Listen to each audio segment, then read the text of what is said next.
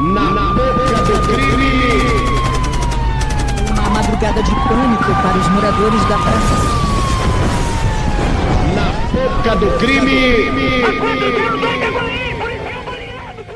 Salve, salve, confraria! Hoje estamos para mais um Na Boca do Crime. Na Boca do Crime, o seu programa de crimes, crimes virtuais, crimes da rua, crimes do cotidiano. Hoje dando seguimento à nossa série sobre favelas. O último programa, inclusive o último programa sobre favelas foi muito bom. A gente falando sobre a favela de Palafita, em São Vicente. Hoje nós estamos indo aí pro nosso segundo episódio. Inclusive, ouvintes que tiverem interesse e são de favelas de outros estados, podem entrar em contato. Porque a gente vai. Eu quero ver se eu trago favela do Pará, favela do. Inclusive, eles falam que o povo que fala que a favela do Pará estão todas dominadas pelo. Amigos dos Amigos, ADA, não sei se é verdade. Não sei. Isso aí os ouvintes depois me atualizem.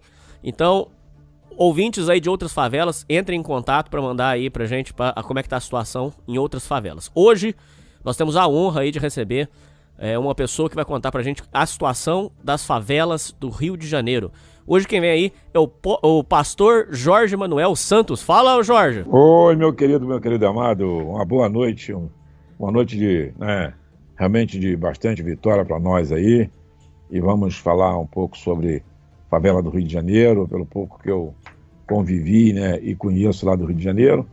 Eu posso, de repente, aí o amigo fazendo algumas perguntas, eu posso lhe responder dentro daquilo que eu conheço, vivi e sei que como acontece no Rio de Janeiro. Opa, mas então o link do canal do pastor vai estar na descrição para que vocês possam conhecer. Vão lá conhecer e ver as pregações dele. Lá no seu canal não tem nada de favela, não. Lá é só benção mesmo, né, ô Jorge? Só benção. Não, lá só benção, né? Lá nós procuramos falar da palavra de Deus, e aqui nós estamos falando de favela. Eu vou prestar aí para o amigo, para quem está nos ouvindo, como funciona, como vivenciou, como aconteceu na favela do Rio de Janeiro. Mas lá no nosso canal, quem quiser entrar no canal, PR Jorge Manuel Santos, vai ouvir a mensagem da palavra de Deus. Aqui nós vamos ouvir aquilo que naturalmente acontece no cotidiano do Rio de Janeiro. Meu querido Hernando, é contigo mesmo, pode falar. Jorge, vamos começar do basicão, do zero.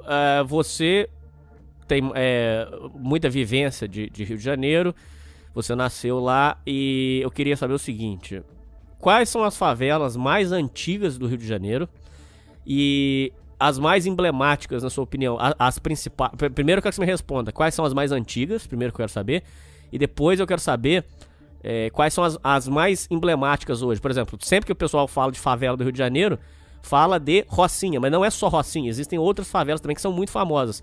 Diz pra gente quais são as mais antigas e as mais famosas do Rio de Janeiro, por favor. Olha, Hernani, uma das mais antigas, é a Rocinha, porque tudo começou ali, só um morro que ele é dentro da Zona Sul, São Conrado, na área nobre do Rio de Janeiro. Então, começou por ali, a nível de favela, realmente, favela de grande porte, começou a Rocinha, que hoje é uma das maiores favelas do Rio de Janeiro, que é a maior favela do Rio de Janeiro. Então, ela veio, com o passar dos anos, foi modificando uma série de coisas. Então, a Rocinha é a mais antiga. Agora, nós temos próximo à Rocinha, temos Vidigal, que é uma favela muito conhecida, que é ali, inclusive, todos os turistas que vêm no Rio de Janeiro, eles vão lá na Vidigal. Vidigal tem uma vista panorâmica espetacular, de frente para o mar, um negócio espetacular. Inclusive, eu tenho amigos que moram lá em cima, na favela, de vez em quando eu iria lá buscar uma família dele. Então, aquela favela é uma favela que eu tenho uma grande intimidade naquela favela. Agora, nós temos o Complexo do Alemão, que é muito grande também, que é um Fabiane. E o Complexo do Alemão, ele foi crescendo de acordo com que a Rocinha, Vidigal, foi chegando num ponto que não suportava mais, aí foram imigrando. Então, o Complexo do Alemão foi crescendo. Hoje em dia, o Complexo do Alemão ele fica ali na Zona Norte, e ali é cercado por 4 bairros, que é o bairro do Bom Sucesso, Penha, Olaria. Então, esse Complexo do Alemão fica no meio, no centro. Aí nós temos ali a Maré, que é uma favela que ela é nova, em proporção em relação à Rocinha e Vidigal, é uma favela nova, que ela foi crescendo entre o aeroporto do Rio de Janeiro e basicamente ali na rodoviária do Rio de Janeiro. Então, a favela que ela não é muito grande, mas nós temos ali hoje 150 mil pessoas morando naquela favela da Maré.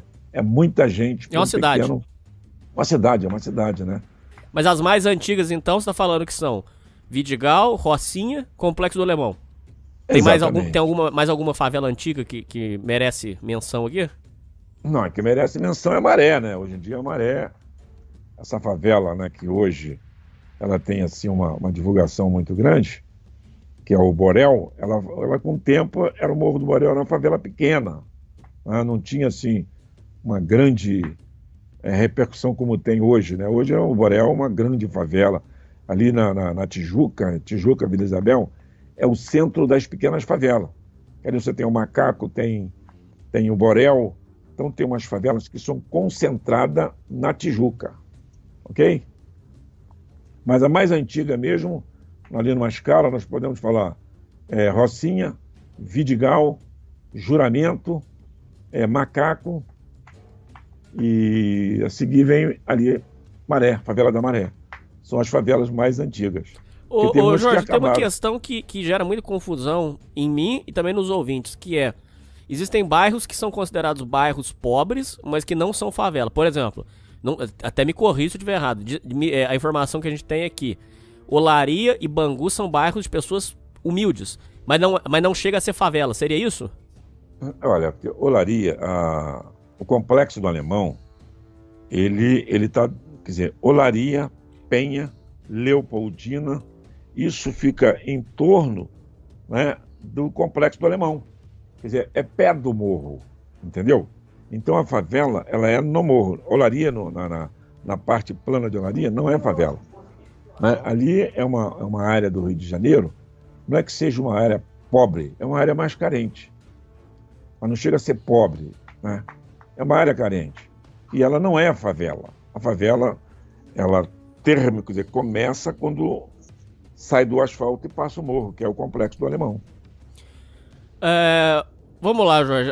Existe muita coisa que a gente acaba vendo, tem filmes e tal, que seria, por exemplo, a favela de chão de barro, por exemplo, que é sem asfalto, favela sem esgoto e favela sem luz.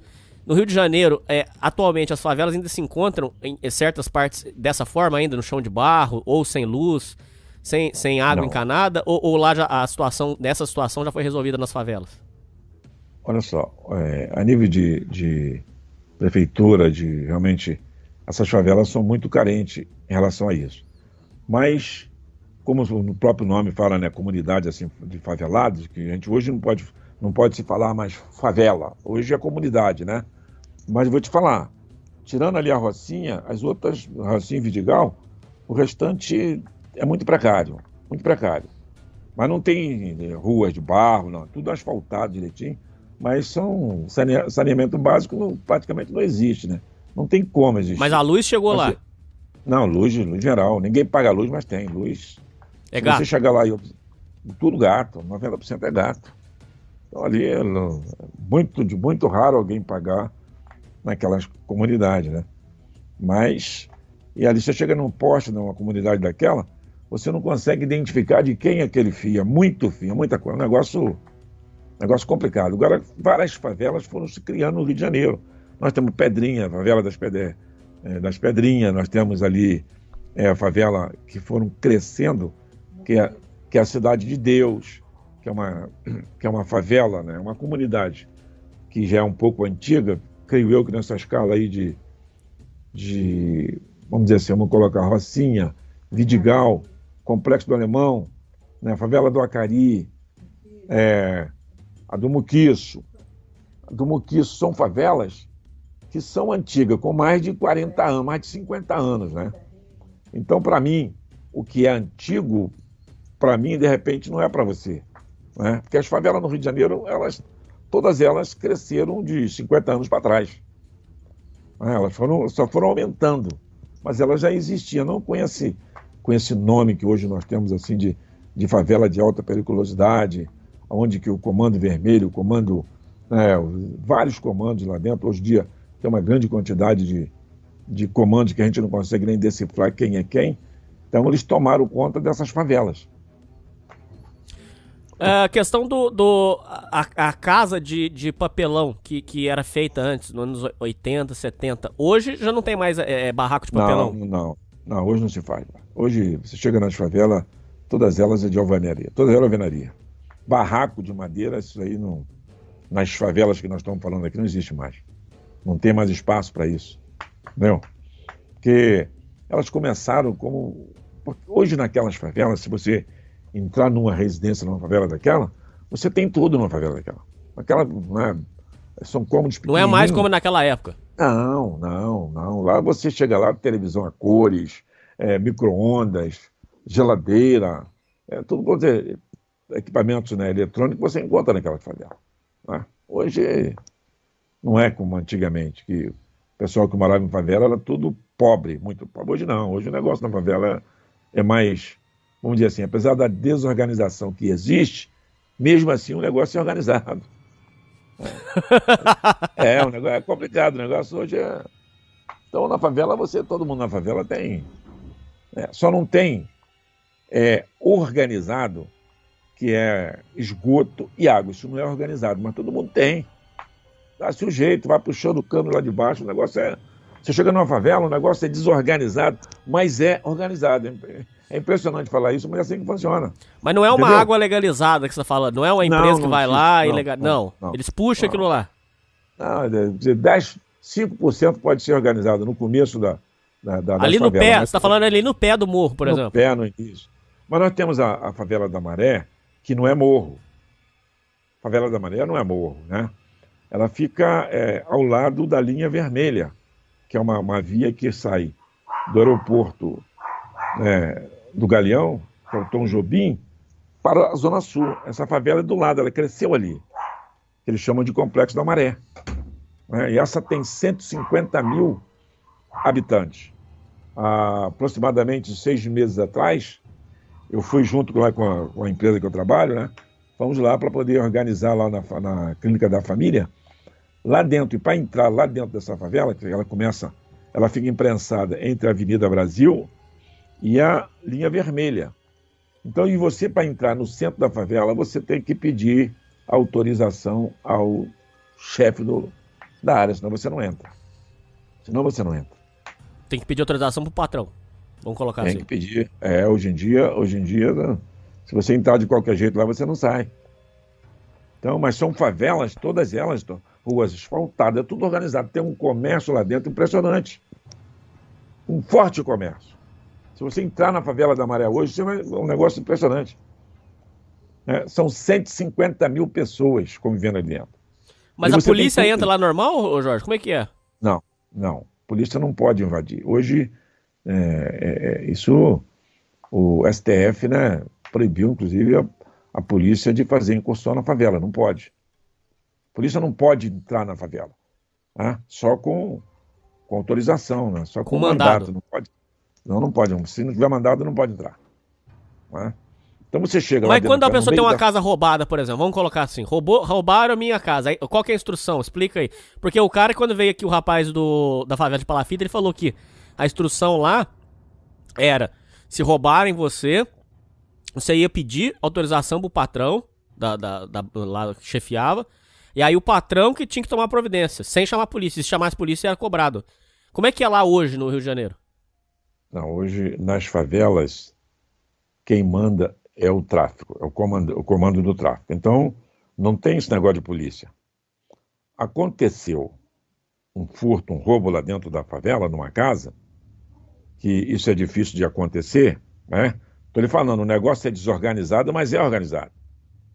Lá não acontece isso. Lá dentro, se roubarem uma casa, certo? Então, o morador, ele vai até o chefe do tráfico lá e vai lá e notifica. Foram lá e roubaram a minha casa, porque lá, a lei lá dentro é complicado. Lá não prende-se ninguém. A polícia não entra lá para verificar a casa de ninguém. Então, os moradores, eles são refém do tráfico, né? Então, o que acontece? Tudo que de errado que acontece com eles vão direto no chefão lá do tráfico e avisa, eu sou morador de tal lugar e roubaram a minha casa. Mas resolve? Resolve. Resolve. Eles Lá caçam mesmo a resolve. pessoa. Não, lá não tem jeito. Lá, a lei deles lá não é. É uma lei diferente, né? Inclusive, eles sabem disso. Os moradores, né? Eles, de uma certa forma, é a garantia do traficante que mora lá dentro, que vive lá dentro. Então, eles protegem, entre aspas, né? Os moradores. Porque lá dentro tem muita gente bem, muita. Certo? Que fica realmente numa situação complicada porque não viu nada, não sabe de nada, não conheço nada, não sei quem. Então, assim que funciona. A linguagem lá é a linguagem de não sei, não posso, não vi. É uma Essa é a vida linguagem. vamos supor assim, é uma vida de... você tá o tempo todo com a mira na cabeça, vamos supor assim. Exatamente, exatamente. Para você ter uma ideia, se você quiser vender uma casa lá você é morador de lá, e você tem uma casa, para você vender aquela casa, primeiro tu tem que ir lá no chefe. Chega lá e fala para ele que você está vendendo aquela casa, que vai vender. Primeiro você tem que ir lá falar com ele. Por quê? Certo? Então, porque aí ele vai te autorizar a vender. Agora, para quem é que você vai vender? Né? Se você for vender para pessoa de lá de dentro da comunidade, sem problema. Mas se for pessoa de fora, quem é que vai comprar? Tem que ir lá primeiro falar com ele. Mas Pra ver se- é a volta do coronelismo, então, é. Exato. Não, nas comunidades, né, que nós chamamos de favela, funciona dessa maneira. Aí Não você tem que ir pedir outra autorização pra ele saber quem que vai morar ali. quem vai morar. Então, e quem vai morar vai sentar lá. Porque nas favelas, nessas comunidades, tem associação de moradores. Certo? Certo. Tem associação de moradores. Só que o presidente da associação de moradores, ele vai ter que comer e assinar na cartilha do chefão. Você Vai fazer entende? o jogo. Não tem outro jeito. Não tem outro jeito. Né? Lá dentro é assim que funciona. Eu tenho um amigo, né, lá na favela do Vidigal, e lá funciona assim. Lá não tem jeito. Quando tem alguma incursão no morro, vai acontecer alguma coisa, então todo mundo dentro de casa, ninguém sai de dentro de casa, e certo? Senão vai ter problema. Senão vai ter Como é problema. que funciona a questão do toque de recolher? Eles falam muito disso aí. Quando que são esses toques de recolher e como é que é organizado isso aí? Mas toque de recolher, como assim? Toque de Diz que recolher. teve uma época que os traficantes estavam dando toque de recolher nos moradores. Quando que são esses toques de recolher? Quando a polícia tá dando batido? O que que é? A polícia hoje, né, não pode dar batida nesse morro, na comunidade. Não tem como dar batida. Para a polícia entrar, né, vai ter que acontecer alguma coisa. Porque é muito difícil. Você já teve a oportunidade de entrar numa comunidade dessa? É um negócio muito complicado. É uma rua, né, que é a rua principal, que é um beco, que para você entrar e descer é muito difícil. Um período, eu fazia Uber, né, fiz Uber um tempo, e eu ia lá em cima do Vidigal, lá em cima mesmo, no ginásio. E para você descer ali, você tem que ser um bom piloto, tem que dirigir bem. Porque cabe um carro e o outro passando, encostando um no outro. Muito difícil. Muito difícil. Curva em cima de curva, é uma confusão, é uma correria, moto, a beça, um negócio de louco. Subida de um morro é negócio de louco. Não é para qualquer um, não. O negócio é difícil. Outra coisa que é muito falado é a questão do... porque não é, em São Paulo, por exemplo, quem manda é uma facção. Agora lá são várias facções e ainda tem a luta contra as milícias. Hoje, quem tá mandando no Rio de Janeiro? Quais são as principais facções ou milícias? Quem tá mandando hoje nos morros do Rio de Janeiro? Mas os morros, eles são... Milícia não entra no morro. Entende? Milícia não entra no morro. Morro que é Complexo do Alemão, Rocinha, Vidigal, Maré. Isso não tem milícia. As milícias é mais nas áreas urbanas fora. Lá no morro não tem como ter milícia. Porque milícia é completamente um negócio diferente, né? E no morro, nas comunidades, é um negócio muito complexo, porque as casas são tudo coladinho uma na outra, e milícia não funciona ali dentro. Eles funcionam mais na Baixada, funciona mais assim num perímetro onde que não é considerado favela. Você entende? A milícia não. A milícia é ela não mais con- em bairro, vamos colocar assim? Mais em bairro, domina bairro. Não é favela. É bairro mais pobre, mais distante do Rio de Janeiro, assim, do município do Rio de Janeiro. As milícias funcionam mais assim nas periferias do Rio de Janeiro e na Baixada Fluminense. Né? Mas E no você não morro, respondeu uma coisa. E no morro? Quais são as facções que estão mandando nos morros aí do Rio de Janeiro? lá no Rio o negócio é complicado, né? Hoje o que se fala muito aí é no Comando Vermelho, né? Mas entre eles lá tem várias divisões lá que eu não consigo, eu não tenho como precisar como funciona hoje. Mas eu sei que são várias facções lá que tem um comando. Outra coisa, ô Jorge, que eles falam muito é que no Rio de Janeiro ainda tem uma coisa que em São Paulo não tem mais, que é uma facção tomando conta do território do outro. Em São Paulo foi delimitado, que era tudo de uma facção só e acabou. Agora, diz que no Rio de Janeiro ainda tem esse problema dos moradores estarem no meio da guerra porque uma facção pode tomar conta do território da outra. Você chegou a ver isso acontecer? Isso tem. Inclusive uma vez eu estava fazendo, porque com a igreja que eu tinha lá, fazia muito, ia para o morro a gente fazia no monte, né, orar no monte, e numa determinada situação nós fomos ao monte, quando nós estávamos subindo, aí quando chegamos quase no topo, deparamos com várias pessoas armadas, muitos de homens armados, e eles nos conheceram, sabia que nós éramos daquela região ali. Aí ele falou, nós estamos aqui, vocês podem subir lá em cima para orar, mas existe uma facção que está vindo aqui querendo tomar aqui a nossa área, e nós estamos aqui aguardando eles. Estão aqui esperando para poder atacá-lo. Então, para você ver, o negócio é meio complicado. Eles entre si sabem, né? Mas o morador, a gente que não vive essa realidade. Você não sabe que horas que a guerra vai estourar. Não, aí porque é entre eles, né? Isso aí as pessoas de bem não tem como saber dessas coisas, não tem como, não dá para você, né, vivenciar isso, porque é uma guerra entre eles. Então, esse negócio de facção lá no Rio de Janeiro predominando é meio assim, subjetivo, porque vira e mexe você vê confronto no morro, tiroteio, é uma facção que não toma outra. É uns novos que querem tomar de assalto, então o negócio é complicado. O meliante, ele de dia ele dorme em cima lá da laje. À noite o negócio é igual o rato, barata, só sai à noite, né? De dia você não vê rato na rua, só vê à noite. Então esse pessoal à noite eles saem atacando um ao outro lá, o negócio é muito difícil.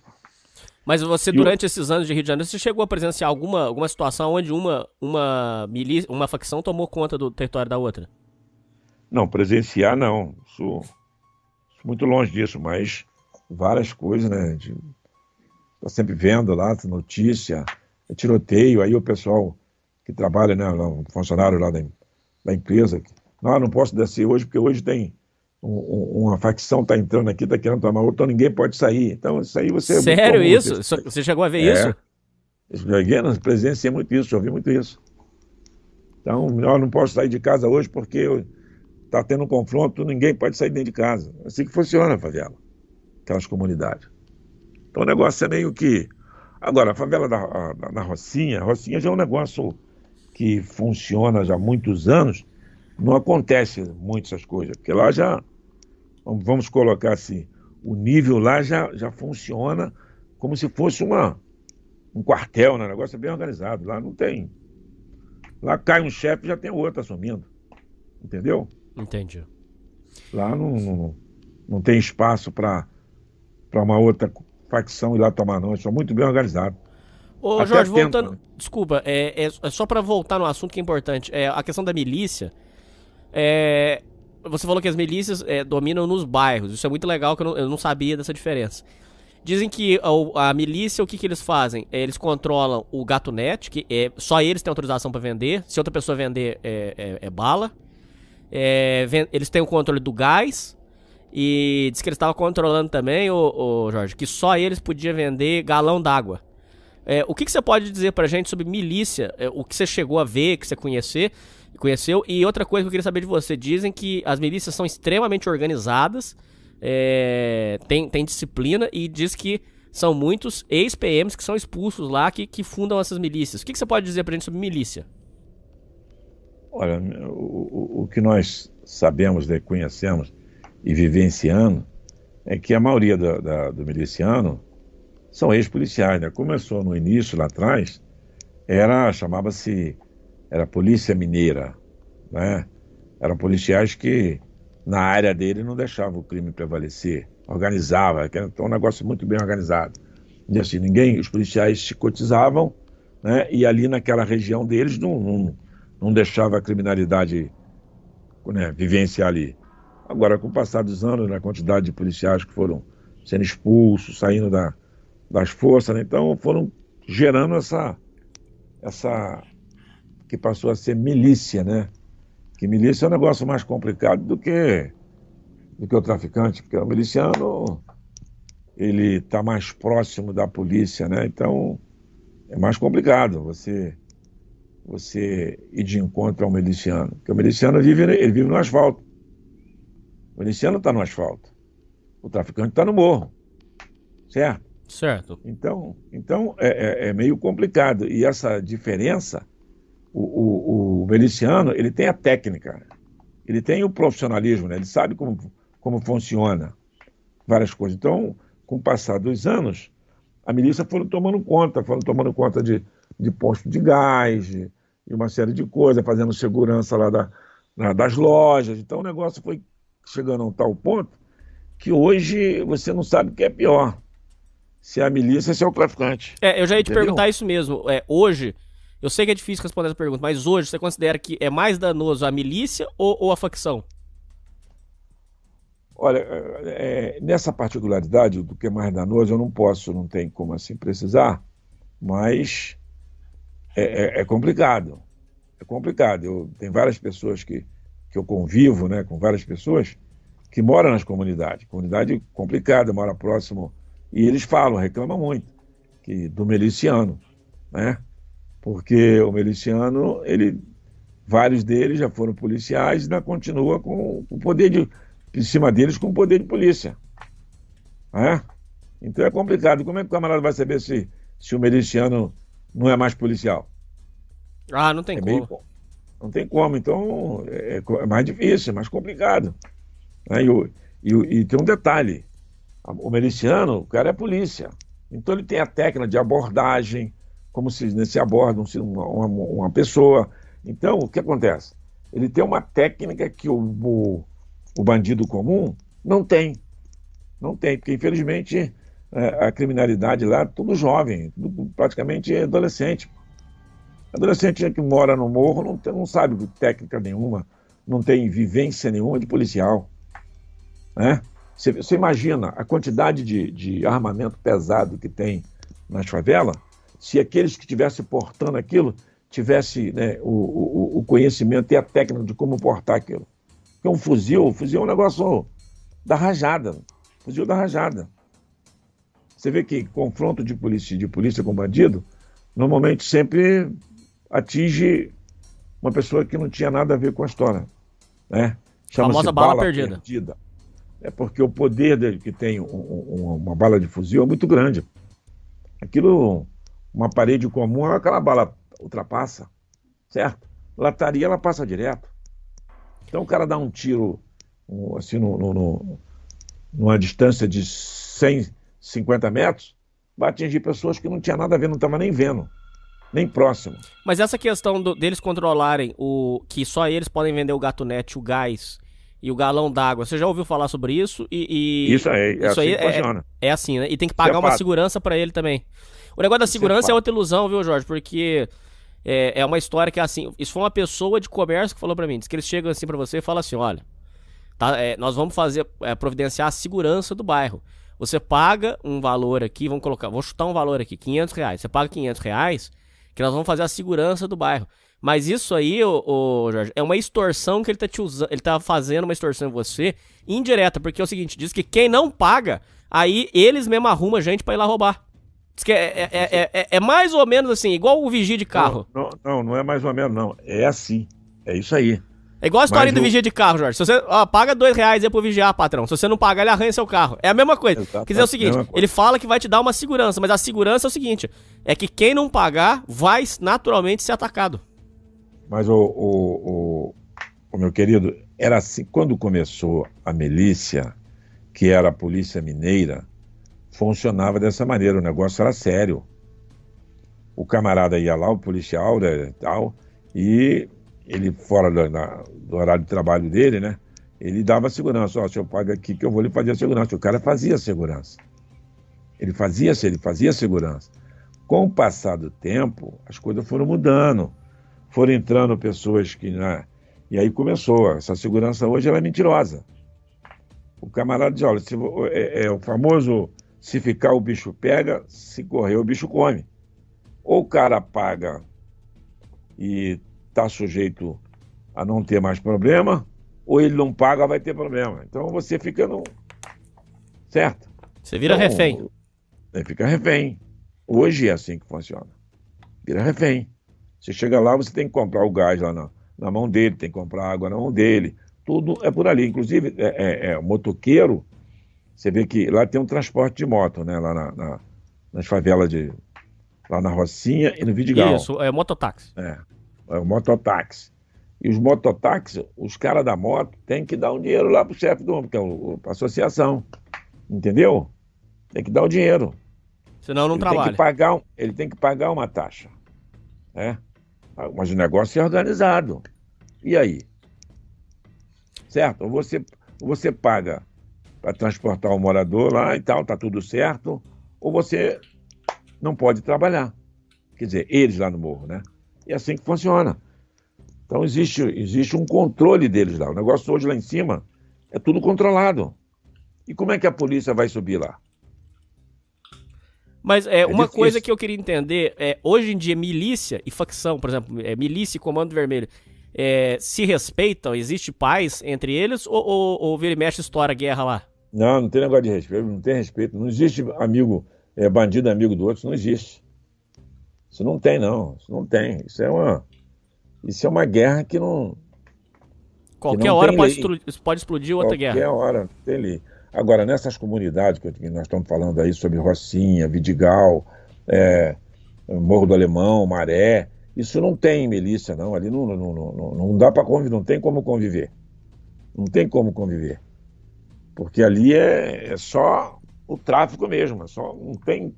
O miliciano não entra ali dentro. Não tem como entrar. Porque nas comunidades, o que acontece? Os soldados deles, os caras vivem ali, nasciam ali, moram ali. Eles vivem ali. Você entendeu? Então, o miliciano não. O miliciano é ex-policial, que de repente o camarada tinha uma vida... Então, como é que ele vai entrar ali, dentro de uma comunidade dessa? Não tem como. Agora, em bairro, o bairro eles têm como organizar. Porque à noite tem espaço, rua larga, uma série de coisas. E no morro não tem. O morro é viela. O morro é viela. Entendi.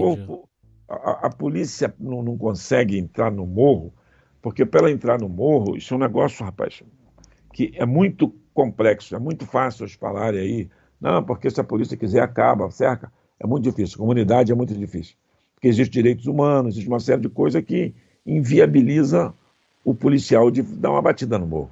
Não tem como. Porque para ele dar uma batida no morro, ele vai ter que entrar na casa de um morador. Não pode. Sem mandado ele não pode invadir, é isso que você tá querendo dizer. Não tem como. E lá no morro as casas não. A porta de uma, você abre a porta da tua sala, na frente, meio metro, é a porta da sala do outro. Como é que faz?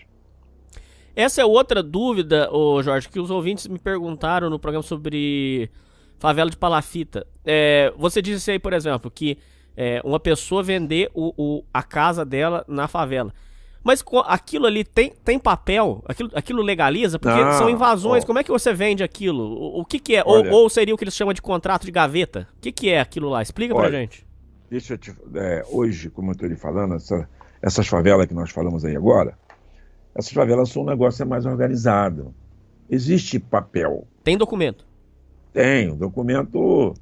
Porque o documento, você legalizar alguma coisa, é o famoso do campeão. Você demarca lá a tua terra, 5 anos pagando ali, você vai lá, tem direito, aquele pedaço seu é seu.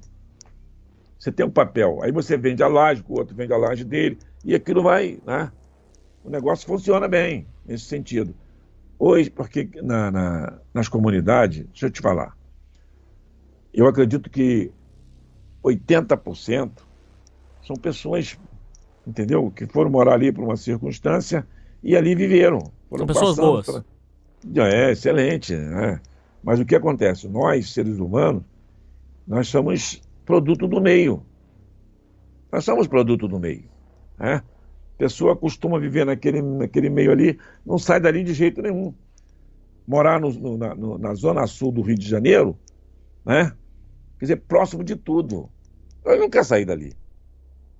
Ele não vai querer morar na Baixada Fluminense, tipo 40 quilômetros de distância, e pegar um trem cheio, ônibus. Não quer ele ali, não. Ele está no centro da Zona Sul. Então ele se sujeita, acostuma a viver daquela maneira, né, com tudo ruim, sanidade básica, água, esgoto, nada disso tem. Isso, porque o esgoto do de cima passa na porta de você. É um negócio complicado. Mas as pessoas estão adaptadas a viver daquele jeito. Outra coisa Então, que eu não sei se você vai lembrar, Jorge, tinha muito, hoje eu já não vejo mais notícia disso. Eram os famosos desmoronamentos, porque por ser feito sem engenharia, aquilo lá é feito de uma forma absolutamente amadora. E dizem que, hoje em dia eu não sei se acontece mais, você até me atualiza, que às vezes com chuva aquilo lá, muita gente morreu naquilo ali, porque diz que desmoronava mesmo. Você chegou a ver algum desses desmoronamentos e o que você tem pra dizer sobre isso aí? Tem, inclusive não tem, acredito eu que uns 3 anos atrás, mais ou menos, ali no Vidigal, né, que o Vidigal, não sei se você já conhece o Vidigal é no Leblon, né, numa área nobre, rapaz, ali é uma área nobre do Rio de Janeiro, e só que é numa encosta, o Vidigal é encosta, e nessa encosta já até teve aí, eu acredito que 2 anos atrás, antes da pandemia, 1 ano antes da pandemia, chegou até a ficar fechado lá Vidigal, porque desceu o morro, né, assim, uma parte, quer dizer, a parte de baixo, chove muito, contenção, o negócio, né, mas não é muito comum em todos, na Rocinha, por exemplo, não acontece isso, na Rocinha é muito difícil, mas no Vidigal, como o Vidigal é muito bom, assim, muito próximo do mar, ele é muito, assim, muito alto, e já aconteceu várias vezes, né? Mas a maior parte daqueles morros ali não acontece muito isso, não. Aqueles ali, não. Outra pergunta, a milícia, ela também tá ligada com tráfico de drogas ou o negócio deles é só controlar mesmo, negócio de segurança, gás, gatunete, essas coisas? Olha, hoje é impossível você acreditar que o negócio lá não funciona tudo. É difícil não acreditar, entendeu? Só que de forma diferente, né? O traficante mesmo nato, o esquema dele é esse, é tráfico, né? A milícia controla uma parte de uma outra situação. Mas naquele meio ali, depois que a pessoa passa a viver do crime, aí o que puder fazer, o camarada faz, né? Mas a milícia, vamos dizer assim, basicamente não é essa área da milícia, certo? A milícia não é o tráfico de droga. É mais um negócio da segurança e de prestar os serviços, entre aspas. Exatamente, Ô, Jorge, agora vamos falar sobre um negócio muito importante, essencial. E até se você puder me dar detalhes, seria interessante. Ali por volta de 2010, 2011, acho que foi 2010 mesmo, estourou uma grande operação da polícia, aonde subiu nas favelas, subiu tanque de guerra, teve auxílio até da Marinha, e subiram e tomaram conta dos morros, e aí foi feito até o que é chamado de UPP, foram instaladas ali as UPPs, que eu já vou ter que te perguntar a sua opinião também. Ficou emblemático uma cena onde o helicóptero da polícia vinha sobrevoando por trás da favela, uma área de mata, e ali os traficantes foram fugindo. Inclusive, nesse momento, quem tinha coisa roubada abandonou na rua. Tinha uma fila de motos roubadas que o pessoal entregou, porque se não entregasse, na hora que a polícia desse a batida ia rodar. Então o pessoal abandonou carro, moto roubada na rua. E aí a polícia veio sobrevoando ali por cima e foi visto os traficantes fugindo por trás da favela. Bom, aí subiram, instalaram as tais UPPs. Esse momento foi muito emblemático para mim porque eu a vida inteira estudei e os professores comentavam, e não só professores, as pessoas em geral, a conversa que tinha era que os moradores amam os traficantes porque o traficante é o amigo do morro, é o amigo do pobre, que quando você precisa de um saco de arroz ele arruma pra você, quando você precisa de uma ajuda ele ajuda e dá um dinheiro e tal. Eu sempre tive essa ideia na minha cabeça, só que quando a polícia sobe, os jornalistas foram perguntar pros moradores e muitos moradores meteram a cara e falaram, graças a Deus saiu, porque a gente não aguentava mais viver sob o poder desse povo, agora a gente tem liberdade. Lógico que essa liberdade durou pouco e tal, mas, então, tem várias coisas pra te perguntar aqui. Primeiro, como é que foi essa operação, se você lembra, não, com certeza você lembra disso, porque você tava lá nessa época, primeira coisa que eu quero saber, o que sobrou das UPPs, porque dizem que hoje o projeto tá abandonado, e eu queria que você falasse também sobre essa ideia essa falsa ideia de que os moradores amam os traficantes, pelo menos naquele momento que foi demonstrado que não, ninguém ficou a favor de traficante nenhum não, eles ficaram felizes que a polícia subiu o morro. O que você tem pra falar pra gente em detalhes, parte a parte dessa história, o Jorge? Olha, primeiramente, isso aconteceu, foi em setembro de 2010. Setembro de 2010 que aconteceu isso. A polícia, né, se cotizou junto com o fuzileiro naval, que foi, né, marinha, e era um trabalho que ele estava sendo monitorado já há bastante tempo, né? Então a única maneira de tomar, porque o Complexo do Alemão, o próprio nome diz complexo, porque são vários morros, assim, várias entradas e subidas, era muito difícil tomar aquele morro, pegar aqueles bandidos. Então foi feito um trabalho muito bem articulado, muito bem feito, porque tinha várias barreiras, colocavam trilho, colocavam uma série de coisas. Então, as Forças Armadas se cotizaram junto com a Polícia Militar e tomaram aquele morro de assalto. E subiram, né? Então, quando os meliantes lá viu que era força mesmo, né? Porque não tem jeito, contra a violência, só uma violência maior. E quando os bandidos viram, porque você imagina, eu não sei se no início da nossa conversa, eu falei que o traficante, a maioria que estão lá em cima, são jovens, adolescentes, que não sabe operar com o fuzil. Não sabe. Porque quando a polícia, os militares subiram, começaram a subir o morro, eles correram, tudo armado. Mais de 200 fuzis foram apreendidos. Você imagina 200 homens com fuzil na mão no morro. Se eles são preparados para atirar, o que ia acontecer? Era uma calamidade. Mas os caras não, saíram correndo, subiram aquilo tudo, foram embora, né? Porque são várias saídas naquele morro. Muitos conseguiram fugir. E várias meninas naquele morro, a gente tem notícia, várias meninas lá, adolescentes, né, ficaram viúvas de marido vivo. Porque as meninas eram mulheres daquele pessoal, daqueles bandidos, daqueles traficantes. E os traficantes foram expulsos lá do complexo. E a polícia subiu, né, e chegou lá em cima, colocaram a bandeira e tomaram o morro. Foi um trabalho feito em equipe. Então, realmente funcionou. Funcionou, porque aqueles que eram os traficantes, que eram conhecidos, fugiram todo mundo, foi tudo embora. Com certeza que algum lá no morro, que ainda não tinha assim, né, continuaram, ficaram por ali, mas uma minoria muito pequena. Então a polícia, ela resolveu aquele problema. Fincou as UPPs lá em cima, acertou. Aí você falou quanto os moradores ficaram felizes. Claro, como eu falei, que mais de 80% de quem mora no morro são pessoas de bem. Agora tem um problema muito sério. O filho do filho, o neto, o sobrinho, o primo é do morador de bem. Você entende? Que pode Então, cair na garra do traficante. Que está ali no tráfico. Vira traficante por vários motivos. Como eu falei, o cidadão é produto do meio.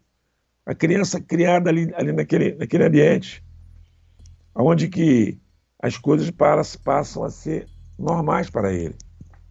O camarada com fuzil nas costas, ele vê toda hora do lado dele. Aquilo é normal. Eu fui ver um fuzil com 18 anos, no exército, quando eu fui servir. Né? Então, muito difícil. A gente, quando brincava de alguma coisa, era um pedaço de pau que dizia que era um revólver. Agora o garoto já brinca lá no morro com uma pistola, né? Uma réplica de uma pistola 380, 9mm, né? 4,5. Então, a criança, o garoto, né? Ele já cresce sabendo o que é isso. Então, lá no morro, nessas comunidades, inclusive lá no complexo, quando aconteceu isso, então eles saíram desesperados, que a polícia, né, foi tanque de guerra subindo, helicóptero lá de cima. Então os caras, foi filmado na época, foi muito comentado, né, eles tomaram aquele morro, resolveram o problema do morro. Agora, e manter isso? O problema é manter. Porque o que acontece? O próprio policial, né, ele entra para a polícia, é muito difícil. Eu tenho familiares na polícia, até no alto escalão. Então, pessoas que não estão preparado, adaptado para viver na comunidade, ou seja, lá no morro. E foi o que aconteceu, os soldados tinham que estar lá em cima. E foram tendo o quê? A renovação. Então, o negócio foi, hoje em dia, voltou tudo que era. Então, mas isso que eu queria te perguntar, como é que tá a situação das UPP? Porque aí instalou o PP lá em cima. E aí foram acabando as UPP. Ah, foi acabando então. Foi acabando porque isso é uma coisa política, vai mudando a política. Você vê que nesses últimos 20 anos, os governadores que passaram no Rio foram presos. Então, os governantes no Rio de Janeiro foram facilitando. E tem algo, olha, eu prego o amor, eu prego a amizade, o carinho, eu prego o abraço. Eu não prego, né, violência. Eu sou contra a violência. Sim. Mas a violência no Rio de Janeiro é um negócio que, vou te falar, é uma ferida que para curar tá difícil. Não, mas você quer dizer assim, é necessário. Não, os governantes que foram assumindo foram abrindo cada vez mais. Né? Então você vê, se você facilita para a criminalidade, né, facilita para eles, não coloca regra, vai facilitando, o negócio vai ficando complicado. Chega a um ponto que fica difícil, né, separar. Porque no meu tempo de garoto, assim, de jovem, a coisa mais difícil de acontecer era um bandido, um assaltante, chegar num ponto de ônibus 5 horas da manhã, assaltar um marmiteiro, quer dizer, um trabalhador com marmita. Né? Hoje, 5 horas da manhã, o camarada sai para trabalhar, o cara assalta ele de fuzil. Rouba a marmita dele de fuzil. No Rio de Janeiro. Hoje o Rio de Janeiro está assim. Né? Então o negócio, inclusive eu estou fora do Rio, não quero no Rio de Janeiro, perdeu. Porque o negócio está incontrolável. Está incontrolável. Mas as UPPs ainda existem, só que só não tem mais o poder que tinha antes. Não, existe uma minoria lá, mas não tem mais. Como era, não acabou. Como era, não é mais. Né? Então a polícia investiu na época, colocou várias barricadas, assim, várias situações para dar assim, uma certa segurança policial, mas o policial para chegar até lá em cima já é um problema. Porque, então as coisas foram mudando, foram relaxando. Hoje, você chega lá, tá um negócio que você não acredita mais. Você não acredita. A gente quer acreditar, mas não acredita. Tanto é que houve uma pessoa próxima a mim foi assaltado, perdeu o carro, tu conhece dessa pessoa, foi assaltado, pegaram o carro dele, aí ele correu, que ele veio com o celular, ele estava com o celular, então ele identificou onde é que estava o carro dele, estava na Maré. Aí ele foi no policial lá e tal, meu carro está lá, o policial falou assim, olha só, eu não posso entrar lá.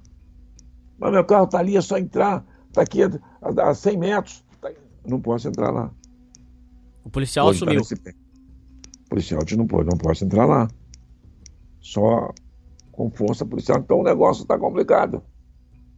Hoje no Rio de Janeiro é difícil. Então. Mas no que o PP fracassou? Explica pra gente. Aonde foi o fracasso? Olha, no meu ponto de ver, até porque um bom tempo da minha vida eu vivi com segurança, foi a estrutura de cima. Porque você tem que manter uma estrutura. Se você de cima relaxa, aquilo é uma cadeia, né? Aquilo vai... Porque é o contrário. Na polícia, o alicerce é em cima, né? Você vai fazer uma construção, então o alicerce é embaixo. Não é isso? Sim. Mas na polícia, o alicerce vem de cima. Né? A estrutura vem de cima, a estratégia, né, de segurança, uma estratégia de como você manter aquilo ali equilibrado para fazer uma boa segurança, para fazer, uma boa integração entre polícia com os moradores, porque existia um projeto. Né? O Beltrame, né, que foi o que comandou isso, que era um policial, um delegado federal, o período que ele teve lá no início do negócio, ele funcionou muito bem. Só que a estrutura que havia na cidade de existir, ele foi perdendo aquele apoio, ele foi desestimulando. Segundo o consta, ele não mora mais no Brasil. Entendeu? Porque a estrutura de cima para baixo, o negócio foi desmoronando. Então hoje existe lá no pé do morro, lá tem lá umas UPPI, mas não funciona mais. É paliativo, entendeu? Porque não tem o poder que tinha, que dominava, fazia patrulha. Tem a patrulha, vai fazer uma patrulha no morro, aí tem tiroteio. Se for fazer patrulha, tem tiroteio, tem confronto. Aí o confronto, o que acontece? Sempre uma bala perdida atinge um morador que supostamente não tem nada a ver, não tinha nada a ver com crime, era uma pessoa trabalhadora, que tinha a carteira assinada e tal. Então, complicado. É complicado. O policial hoje não tem o estímulo que ele teve um bom tempo quando começou as UPPs. Hoje o UPP é para enganar os outros. Vamos para as questões agora. Vamos colocar assim, saindo um pouco da favela. Como é que é a relação hoje do favelado com a cidade do Rio de Janeiro? Porque uma vez foi dito pelo senador Romário que, por exemplo, na Copa do Mundo, o pobre não teria acesso aos jogos da Copa do Mundo, assim como foi de fato. Seria um espetáculo para os gringos verem. Até criou, esse termo já existia, mas ficou popularizado aquele termo, para inglês ver, porque, ou seja, fizeram toda uma estrutura e o pobre não teve acesso. É muito dito que o Rio é uma cidade linda, as pessoas dizem, mas que os favelados não têm acesso à cidade, porque dizem que tudo pra eles é fora de realidade. Assistir um jogo do Flamengo hoje, você não vai gastar menos, se for contar todas as despesas, um jogo do Flamengo hoje tá custando, somando tudo, uns R$200, 180, R$200. Isso é uma coisa que um favelado não tem condição. Então, muitos afirmam que hoje o morador de comunidade, de favela, é um espectador da cidade do Rio, porque ele não tem acesso. E tem mais uma ressalva, Jorge, que tem que ser comentado. O custo de vida no Rio é altíssimo. Para morar no Rio tem que ter muito dinheiro. Então dizem que o favelado, ele mora ali, mas ele não faz parte da cidade, porque ele não... Como é que ele vai usufruir daquilo? Como é que ele vai assistir um jogo do Flamengo, do Vasco? Como é que ele vai frequentar... de repente um shopping, alguma coisa. Então, quer dizer, eles dizem, é muito dito que O favelado é um espectador, porque ele não vive a cidade do Rio de Janeiro. Você concorda com isso? Olha, em tese, eu não concordo muito com o que eu vou te falar. Porque não é o favelado. Porque um jogo, para você assistir um jogo no Maracanã, vamos falar de Maracanã, porque é o estádio ali. Para você assistir um jogo no Maracanã hoje, uma bilheteria está em torno de 100, 120 reais. Isso para você na bilheteria. Estou te falando do bilhete, vamos dizer assim, né, do médio, né, que é ali a arquibancada comum, 120 reais. Olha, o camarada para gastar 120 reais só para ir no jogo, para pagar na bilheteria. Então, 4 jogos no mês, 400 reais. Para o camarada gastar 400 reais só para entrar no estádio por mês, para gastar 400 com isso, só para ir lá. Esse camarada tinha que ganhar quanto? Ele tem que ganhar quanto por mês? Tem que ter No um mínimo. salário de 2, 3 mil. Concorda? Concordo. Então, olha só. E está provado que a grande massa, a grande população, ganha de 2.500 para baixo. Você entendeu? Então, falar que é o favelado, isso é história. Isso é história. Né? Porque eu sou do tempo da Geral, fala muito da Geral, que era o Geraldino, né? Eu sou do tempo da Geral, que era o bilhete mais barato do Maracanã. Mas era um outro Maracanã. Era um Maracanã que eu já fui no estádio do Maracanã com 172, 174 mil pessoas no estádio. 174. Hoje o Maracanã só cabe 90 mil. O Maracanã encolheu. Então o Maracanã não tem mais esse ingresso popular. Não tem. Agora, em contrapartida, a última vez que eu fui no Maracanã foi em 97, no jogo do Flamengo e Vasco. O Vasco ganhou do Flamengo de 1-0. O Vasco foi campeão nesse ano. Em 97. Então, porque hoje não dá mais para você ir no estádio. Hoje não dá mais para você ir no estádio. Então, é complicado. Agora, de outro lado, hoje... Um passeio de bonde, por exemplo, ele não consegue pagar, Jorge. Estou lhe falando, né? O negócio é para turista mesmo. Né? E o carioca mesmo não está preocupado com isso, não. Lá, o cara da comunidade não está querendo ir para andar de bonde, não. Isso é aquilo... Entendeu? Entendi. Né? Eu fui andar no bondinho, eu sempre tive uma situação, né, vamos dizer assim, privilegiada, então não era problema para mim pagar um bilhete de bonde e vir lá no Pão de Açúcar, né, isso não era problema para mim, né, mas eu só fui no Pão de Açúcar uma vez, porque o carioca em si não interessa, não tem muito... No Cristo, não. No Cristo eu ia sempre, porque eu fazia um trabalho no Cristo, então eu ia muito lá no Cristo. Mas não ia para visitar o Cristo. Eu ia, né, porque eu tinha um trabalho que eu executava que era no Cristo. Então eu conheço toda aquela parte paineira, coisa que eu muito bem. Mas é porque eu tinha um trabalho para fazer. Mas por vontade de ir lá, para poder passear, não. Isso é coisa que tu vai uma vez e não quer mais. Entendeu? Você foi uma vez, viu, olhou, pronto, não tem mais. Mas aquele Rio romântico, o Rio de Janeiro romântico, aquela coisa que é retratada na MPB, aquela coisa romântica, esse a gente pode dizer que acabou? Não, o Rio de Janeiro continua lindo. É. O Rio de Janeiro continua romântico. Agora, infelizmente, que hoje você convive com os dois lados, né? Então, mas o Rio de Janeiro continua lindo. Isso aí, a beleza do Rio de Janeiro não acabou, não. Agora, o Rio de Janeiro ficou assim meio complicado de você andar. Você não sabe aonde que é perigoso e aonde não é perigoso. Entendeu? Mas o Rio de Janeiro é muito lindo, é muito... Eu particularmente só tive um problema. Eu já subi na Rocinha, lá em cima, para buscar um elemento que tinha furtado o negócio no banco. Né? Isso naquela época. Hoje um policial não vai fazer isso. Né? Inclusive, você poderia contar a história sua que... Mais de uma vez você falou que já teve problema lá. Em uma delas, o cara do... Porque eles colocam o pessoal com o radinho lá. E uma delas você falou que você entrou num lugar sem autorização e o cara teve que dar um rádio pra autorizar você. Como é que foi essa história? E conta pros ouvintes como é que é hoje subir numa favela carioca que tem que pedir autorização. Como é que funciona o esquema? Explica aí pra mim e pros ouvintes. Não, olha, você para entrar, até porque o pessoal da comunidade, eles se conhecem, tem um olheiro, ele se conhece. Né? Ele tem tempo de... mas é impossível, camarada, como é que ele vai lembrar? Vai.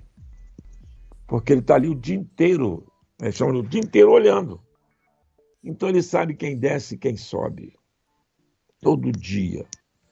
E você que chega, né? Vamos dizer assim, você é forasteiro, você é diferente. Você é diferente. Certo? Sim. Então quando você chega no pé do morro, tu começa a subir, você vai logo ser abordado. Você vai aonde? Você vai aonde? Então ali tudo é código, ruas, né?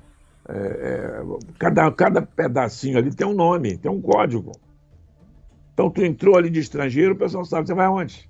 Ei, vem cá, vai na casa de quem? O que tá fazendo aí? E o camarada já vem te abordando, armado até o dente.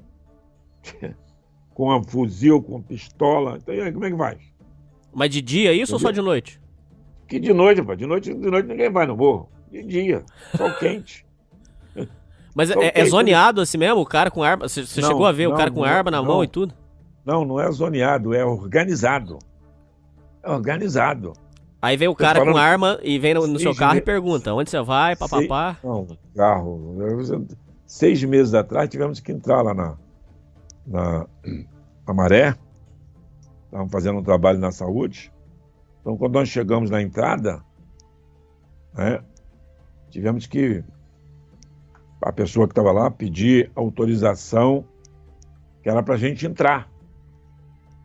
Aí aguardamos, aí houve autorização, aí vieram nos buscar no meio da comunidade, com um fuzil atravessado no pescoço. Entramos lá assim.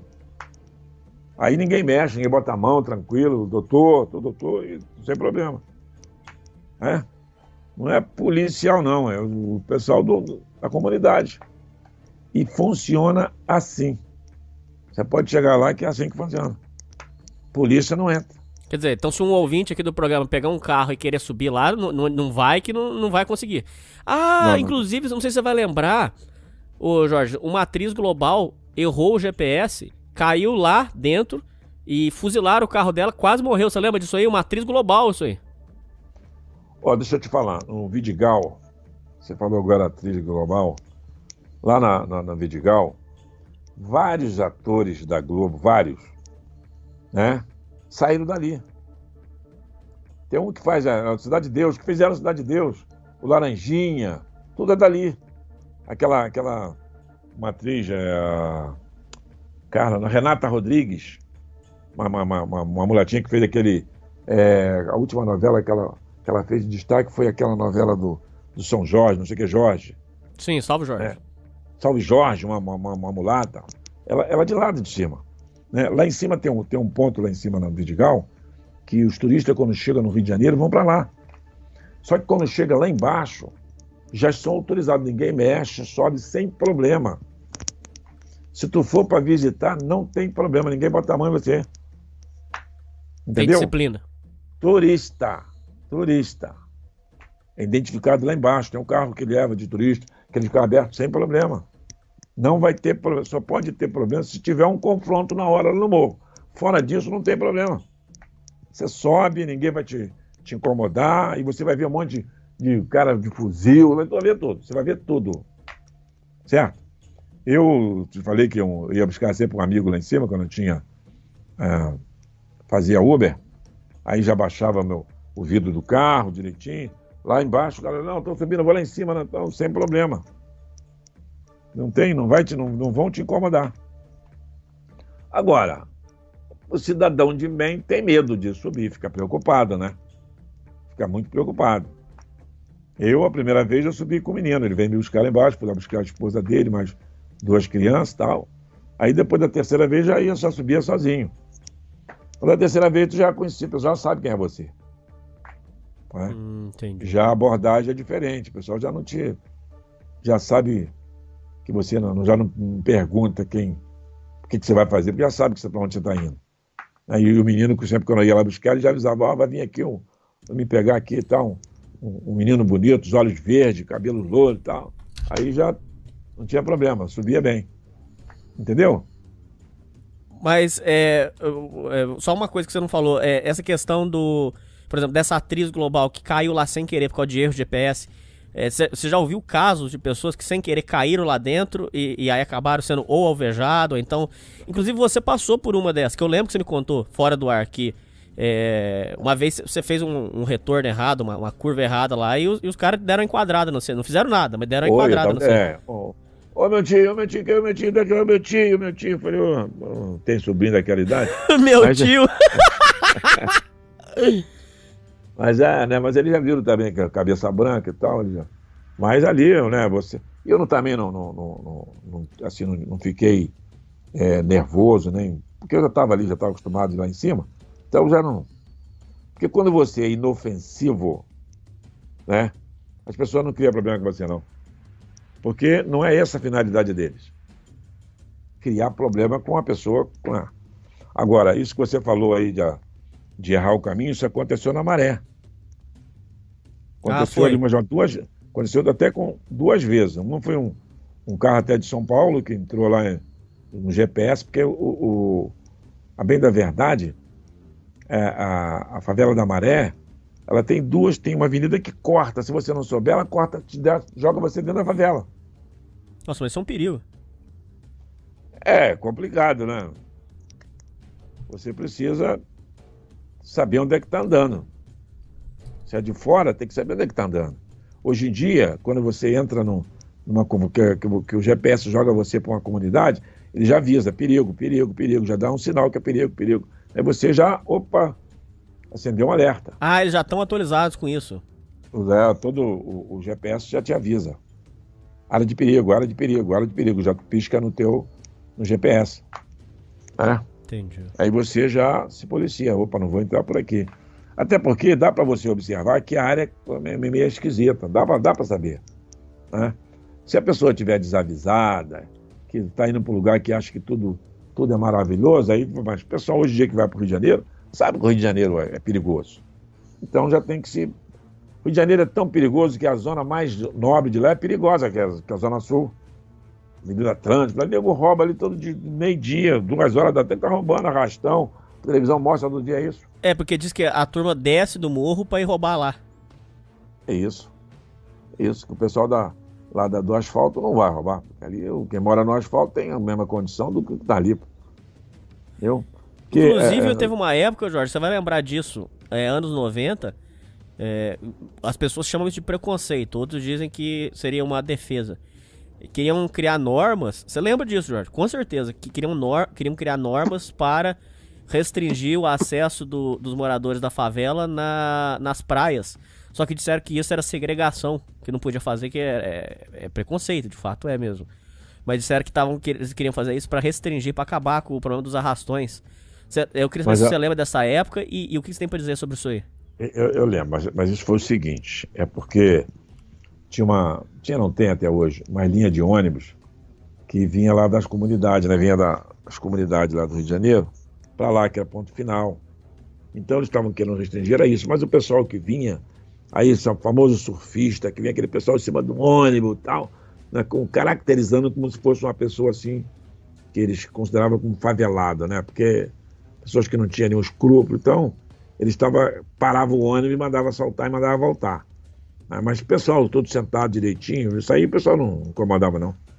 Entendeu? Porque se a pessoa estiver comportada, não tem como a pessoa chegar e querer definir você como favelado. Não tem nada a ver uma coisa com a outra. Você morar numa comunidade. Isso não quer dizer que você é bandido, que você é mau elemento, né?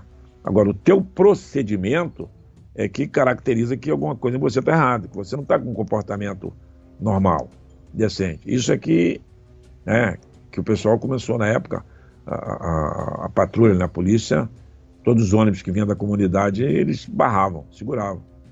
Isso aconteceu muito. E você vê isso como preconceito ou não? Olha, aí o que acontece? o preconceito mas é a prevenção, não tem jeito.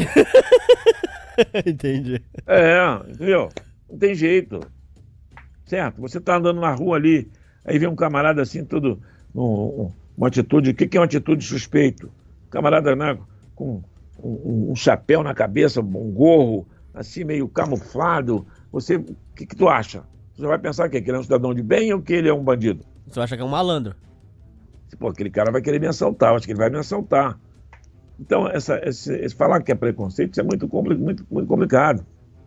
Todo mundo que fala que é preconceito, na hora que passa por uma situação que chega num lugar meio estranho, ele também vai ter o mesmo preconceito. Ah, sim, sim. Vai pensar do mesmo jeito. Tem hipocrisia nisso aí. Exatamente, umas coisas que... Isso é uma prevenção, uma precaução. O pessoal começaram a fazer uma barragem, porque o pessoal ia para lá e fazia arrastão mesmo na praia. E como é que faz? Como é que você vai tentar? Você vai criar uma situação para inviabilizar. Então, quem está fazendo arrastão na praia não é morador ali da praia. Está vindo do subúrbio, não está? Então, eles começaram a criar esse negócio de fiscalizar os ônibus. Só que muitos que não eram, que se sentiu, né, ofendido, aí é muito difícil você dar, né, estabelecer uma lei, uma norma, né, dentro de uma coletividade. É muito complicado. Muito Jorge, mesmo. para caminhar para o final, agora eu quero fazer as últimas perguntas. Existe uma questão que é abordada por um canal no YouTube que recebeu diversos prêmios. Esse canal se chama Rio de Nojeira. É um cidadão inconformado com a situação do Rio que botou uma câmera na janela da casa dele, do apartamento dele, e filma a rua do centro do Rio de Janeiro. Uma coisa que é frequente, que é mostrado lá, e lá é a vida nua e crua. É um cara com uma câmera filmando a rua. Não tem corte, não tem nada. É ele filmando a rua do centro. E uma coisa que é muito frequente que a gente vê ali são, primeiro, muita bandidagem. E uma coisa que é muito emblemática ali, que assusta, é que a quantidade de crianças e adolescentes que vivem ali de fazer pequenos furtos, roubar joia, roubar celular, relógio.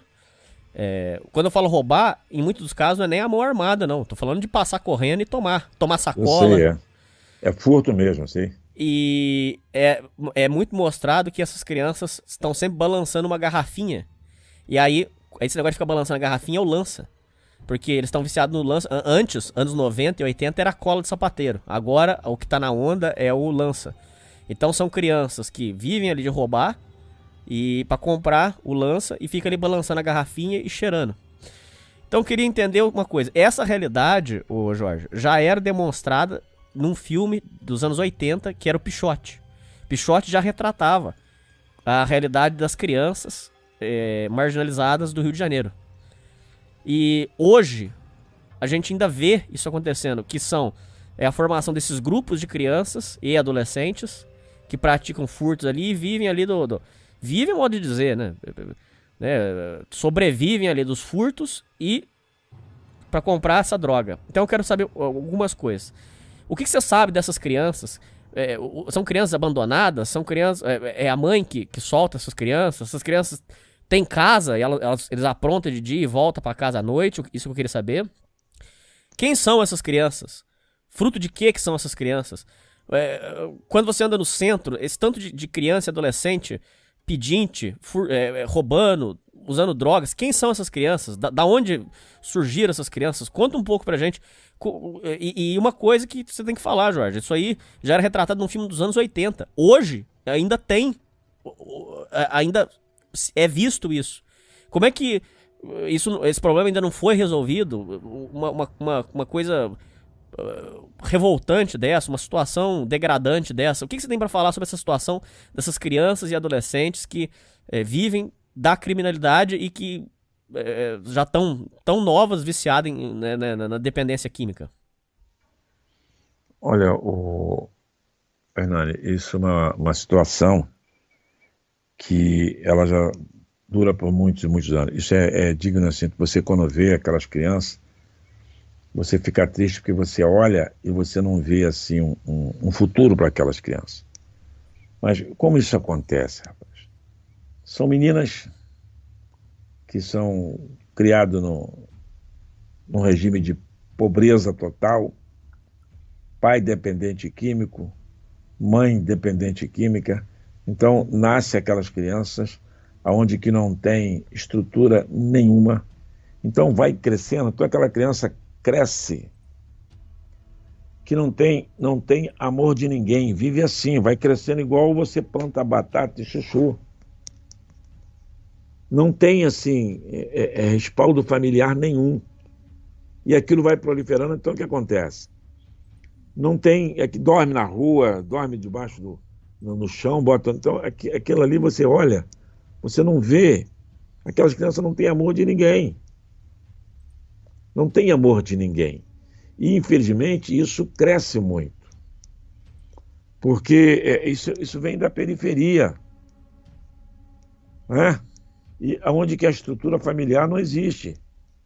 Pai alcoólatra, é aquilo, né? Aquele ambiente que eu conheci uma família lá, uma vez, essa família tinha, quer dizer, 14 crianças.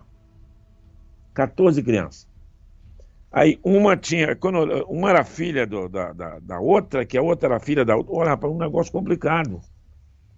Aí na época até eu falei com meu filho, ele falou, pai, eles são felizes assim. É isso assim, é desse jeito.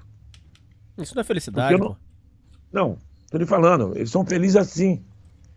Porque a gente tem referência de pai, mãe, primo, de familiar. Então você tem carinhos de pai, de mãe, de irmão, de tio, de parente, de amigos, mas aquelas crianças não, eles nascem num ambiente, né, de pobreza total, não tem nada. Então qual é a referência que ele tem de amor? Nenhuma. E vai crescendo, e você vê lá, tem pontos lá, tu vê aquele monte de tudo criança naqueles pontos. Né? E como você viu, cheirando, né, cola, agora eu nem sabia que tinha esse que tu falou o nome aí do lança perfume. Né, de lança, lá era crack. E cheirando cola, né, ele pegava aquele fundo de garrafa e botava cola ali para cheirar e tal. E só criança, que eles vão crescendo. Aí tem um menino com a menina, aí a menina já gera também outra criança, tudo criança, aquilo vai gerando. Aí aquela criança que nasce ali, nasce naquele meio. E vai crescendo.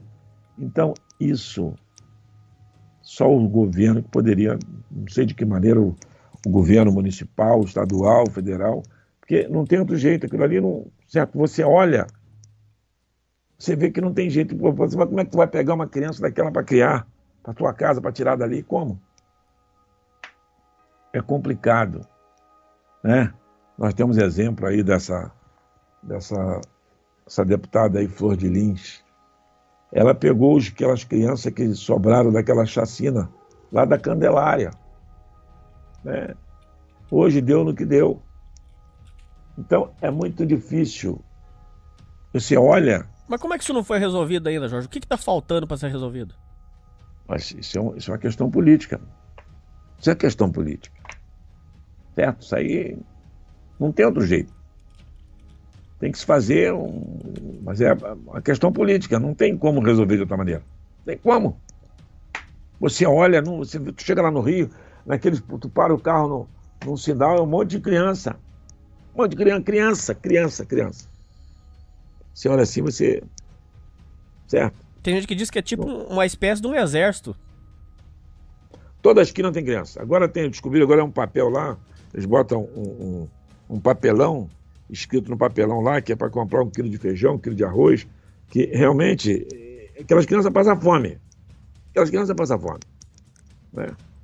Para nós que já temos uma vida estruturada, já é complicado para comer o que a gente quer, certo? E eles não têm o que comer. E agora com esse sistema aí de pandemia, isso que aconteceu aí, então que o negócio lá virou uma pandemia mesmo. E a gente não vê solução para isso. Só governantes.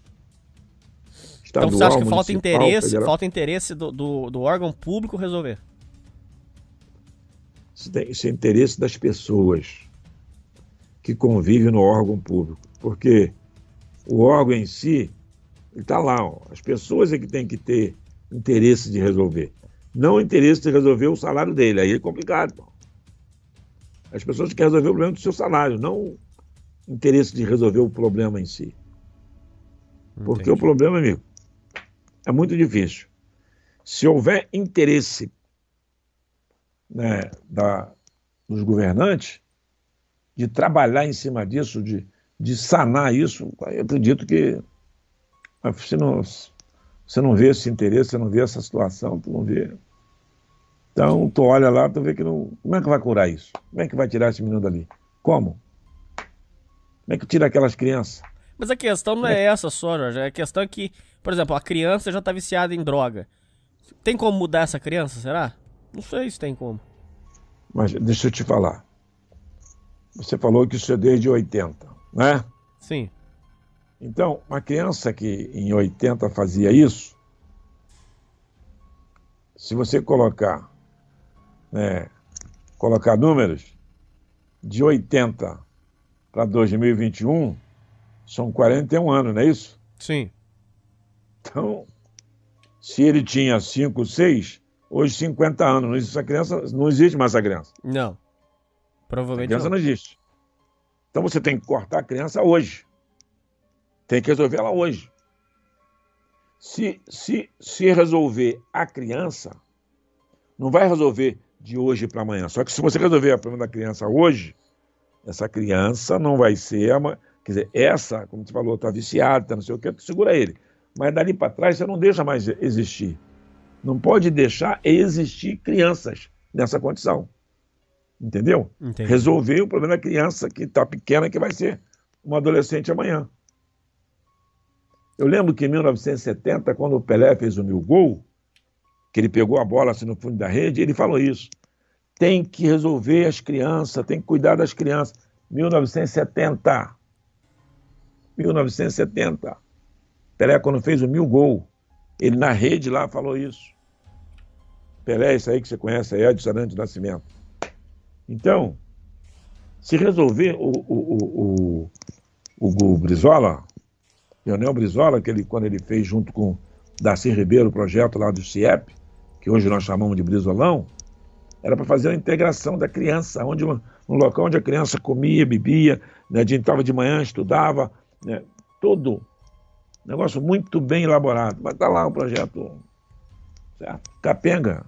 Quer dizer, as pessoas, os que vieram após, não deram continuidade a uma coisa que era boa. Ô, Entende? Jorge, a questão que é muito falado também é que eles alegam que a polícia age de forma truculenta contra os moradores de comunidade. Então, o que eles dizem? Que a polícia, sempre que vai abordar um favelado, a abordagem vai ser mais intensiva, vai ser mais dura, e alguns relatam espancamento, humilhação. Em paralelo a isso, Jorge, existe aquele caso que ficou famoso do Amarildo. O Amarildo era um pedreiro que foi pego lá, supostamente. Nunca foi esclarecido em detalhes, mas supostamente ele foi chamado por uma abordagem, sumiu, e aí as pessoas alegam que ele foi torturado e morto, e aí ele desapareceu. Eu quero saber de você, aí muitas pessoas falam que o morador não vê na polícia um herói, vê um outro vilão além do traficante. Eu queria que você explicasse pra gente qual que é a relação da polícia com o favelado, se existe esse preconceito, se realmente a abordagem vai ser mais intensa, se vai ser mais dura, e o que você sabe sobre o caso Amarildo, ou então sobre o caso de outros moradores que foram espancados, ou que desapareceram por obra da polícia, por erro de policial. O que você tem pra dizer pra gente? É uma coisa pessoal, né? Se pessoas, né? Muita gente nós julgamos o policial por um fato isolado, né? O caso Amarildo ficou muito comentado, muito falado, até hoje se fala. Mas se você for levar no universo, né? O caso Amarildo foi com uma equipe de policial. Correto? Foi com uma equipe de policial. Sim. Aí houve um fato, houve uma situação que todo problema tem dois lados. Correto? O policial, 99% do policial ele presta o concurso e entra na polícia para ser um cidadão de bem, para combater e defender o cidadão de bem, uma coletividade do bem. Correto? Agora, no início da minha fala, eu disse que o ser humano ele é produto do meio. Não é verdade? Sim. Então ele chega ali, ele quer o quê? Resolver pacificar o mundo. Ele quer pacificar. A primeira intenção dele é pacificar. Eu estou te falando, o policial, cidadão de bem, que entra para a corporação, ele entra para lá honesto. Eu não vejo de forma diferente. Ele vira que ele passa um período na escola e tal, convivendo com superiores e tal, que os professores nas escolas de polícia são é a nata da polícia, que ensina, que orienta, que só passa para eles coisas boas. Eu tenho pessoas na polícia, então eu sei como funciona. Então não são orientados para fazer nada de errado. Não existe isso. Não. São orientados para boa abordagem, para, né, ter decência, urbanidade. É preparado para isso. Agora, no confronto direto, no dia a dia, né, essa palavra favelado é uma palavra muito forte, né, e tal, mas com uma pessoa daquela comunidade, porque tem pessoa que já chega, que é muito bonito, né, quando há o fato, que aí o repórter vai entrevistar lá na comunidade, na hora daquele confronto que houve não sei o quê, aí que os ânimos estão exaltados, né, que a comunidade está... Então, é interesse que prevaleça aquilo que a comunidade está falando. E não em defesa do policial que ele fez. As coisas funcionam assim. Muitas vezes o policial errou, está errado. Agora, a intenção do policial é sempre a melhor. É de fazer o melhor.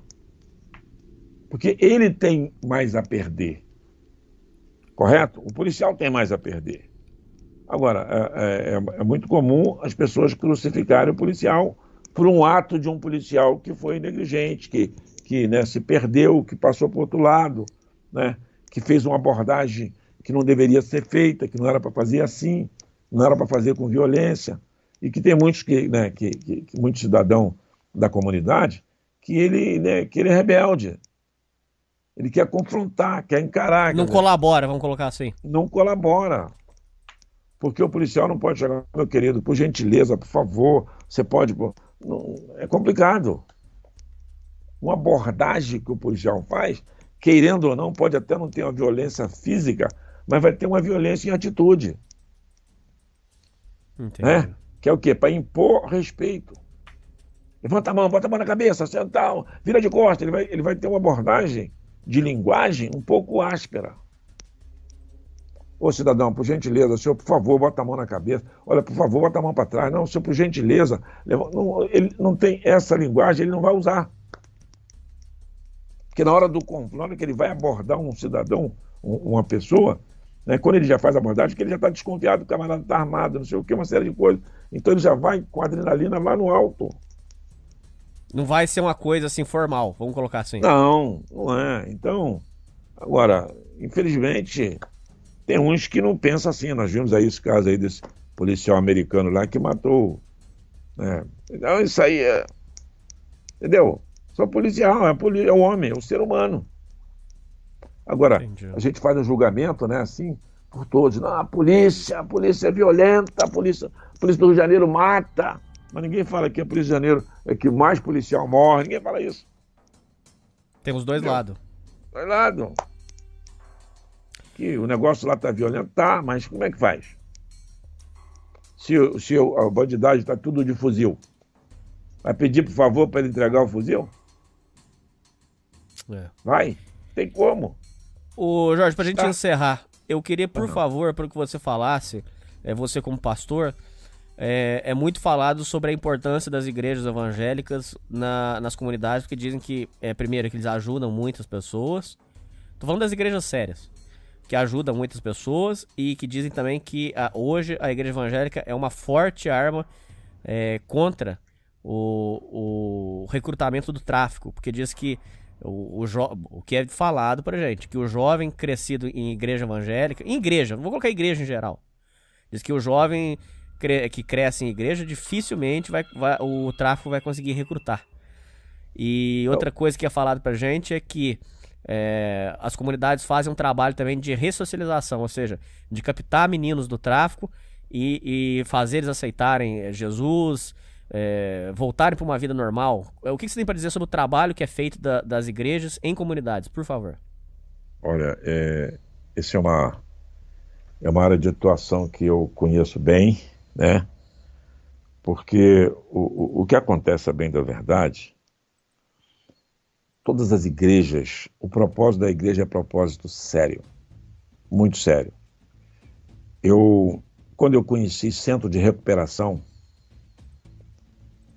que eu vi pessoas, não vamos dar título, pastor, pastora, presbítero, não, vamos dizer pessoas que dedicam a sua vida para ajudar pessoas que estão assim desacreditadas. Porque quando você leva a palavra de Deus, que você quer, né, resgatar do caminho do mal, ou seja, do caminho diferenciado, você coloca a sua vida, você está dando o seu amor. Então, é você mostrar para aquela pessoa que existe ainda esperança para ele. Né? E parece, muitos pensam que não, mas nas comunidades, né, que as igrejas entram nas comunidades, eles são respeitados pelo tráfico. São respeitados. Respeitados por uma razão muito simples, porque quando você entra, eu tive uma igreja, 3 anos dentro de uma comunidade, 3 anos, que para mim subir, tinha que baixar o vidro, piscar farol, não cheguei para subir lá em cima, 3 anos. Eu passei 3 anos lá em cima sendo respeitado. Nunca tive problema lá em cima, nenhum problema. Né? Mas pregava amor. É uma coisa que as pessoas não entendem. Acha que, porque todas as igrejas, todos os líderes de igrejas, o propósito é sério, é resgatar vidas, é buscar aquele que ele acha que não tem mais esperança para ele. Porque o que acontece, o que nós pregamos é espiritual, não é natural. Essa história de que vai ganhar carro novo, casa nova, emprego novo, isso tudo é história. Você prega para ele amor, que existe, né, um Deus que o ama, que quer o melhor para ele. Isso é o que se prega. Agora, as histórias é que se vendem, né? Então, as igrejas têm um papel muito grande dentro dessas comunidades, que você não tem ideia. Muito grande. Porque ali dentro você vê, e são respeitados, aquelas senhoras, aquelas irmãs que têm um trabalho muito grande, né? Que vai nos presídios. Aí tem pessoa que fala, mas chega lá, o camarada bota uma Bíblia debaixo do braço, aquilo é outra história. Querido, a própria Bíblia diz que uma alma, se for resgatada, é como se fosse 1000. Não é? Porque você bota um camarada dentro de um presídio, bota ele lá, ele entre si e quem está tomando conta deles, ali não existe amor, não existe, ali é só agressão física, moral, psicológica. Agora, quando chega um homem, uma mulher de Deus, pregando, levando o evangelho, leva para ele amor, abraça, dá ele carinho. Então ele vê uma coisa diferente. Então, o pessoal do tráfico, quando vê no cristão, ele vê o quê? Uma pessoa que quer tratar dele, que quer o bem para ele. Eu te falei no começo da história, da nossa fala, que nós subimos lá no monte para orar e estava lá uma equipe tudo armado, porque a outra ia entrar. Quando nós chegamos, não, vocês ora pela nossa vida aqui, ora pela nossa segurança. Quer dizer, eles sabem, eles têm consciência que as pessoas que vão lá nas comunidades levar para ele a palavra de Deus são pessoas que querem o melhor. Porque, o Hernani, você perde o medo natural. Você perde o medo natural. Porque é por amor a uma vida. Né? Então, como eu falei no início, eu prego amor.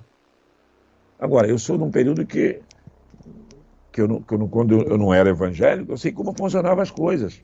Eu vivia com segurança. Então você sabe que as coisas funcionam diferente. Então, quando eu conheci o Evangelho, eu mudei completamente, mudei. Não que eu não pense as coisas naturais, eu penso, mas o meu interior, a minha vida mudou. Hoje eu prego amor. É diferente. Agora, as pessoas são muito... Porque um evangélico que faz uma besteira, aí aquilo ali, porque é evangélico, não é assim que funcionam as coisas. Não é assim. Porque é o ser humano, ele tá sujeito a falhar, a errar. Você me conhece, você sabe que eu prego a verdade, sabe que comigo não tem história, não tem história. A minha vida é uma vida de verdade, não uma vida de mentira, né? Então, essas comunidades ainda estão melhor, porque tem um povo lá dentro, que entra lá dentro, que é respeitado por eles, que não é lá de dentro, que não é da comunidade, sai de fora, e eles sabem disso. E eles não têm medo dessas pessoas que vão lá, porque eles conseguem identificar quem é quem. Entendeu, querido? É assim que funciona. Não sei se eu te respondi. Respondeu. É um trabalho muito bonito que as igrejas sérias fazem, um trabalho muito bacana, muito legal. Então é muito importante. Jorge, pra matar a entrevista, pra encerrar, eu fiz a mesma pergunta pro rapaz da favela de Palafita.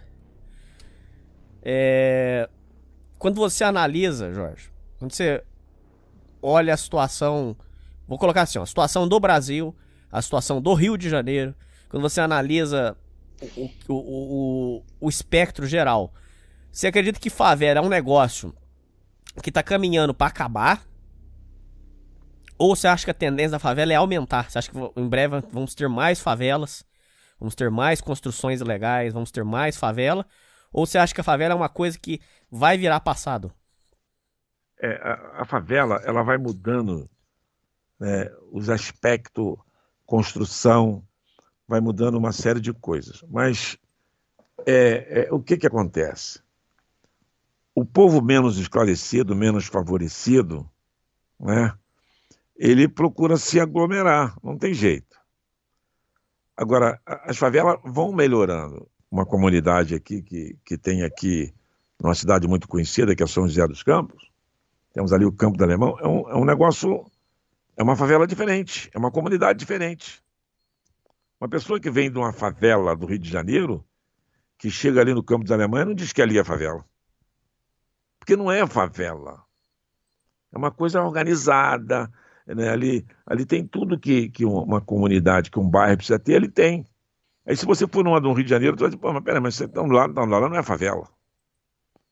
Porque as coisas vão se organizando, vão se mudando. Pô, agora, essa situação, né, que a gente chama... Porque hoje em dia até o nome já não pode se falar mais favela, é comunidade, né? As comunidades vão mudando. Agora, se o poder público não deixar crescer, cortar na raiz, resolve o problema. Mas faz uma casa aqui, monta ali, depois que o negócio já toma assim, um certo vulto, é que quer ir lá para resolver. Aí não tem mais como. Aí você não consegue mais tirar. Né? As favelas cresceram por esse motivo. Mas então você ainda vê que vamos continuar a ver favelas ainda. Exatamente. A favela não vai deixar de existir. Você pode organizar as favelas. Evitar que outras favelas cresçam. Isso pode. Isso tem como fazer. Né? Não, mas a questão é, vai ser feito ou não? Aí é o poder público que tem que tomar... Mas pelo que você está vendo. Olha, depende. O Rio de Janeiro, rapaz, no Rio de Janeiro não tem mais nem como fazer outra favela. Tá difícil de espaço. Você entendeu? Não tem como, né, de criar uma nova favela.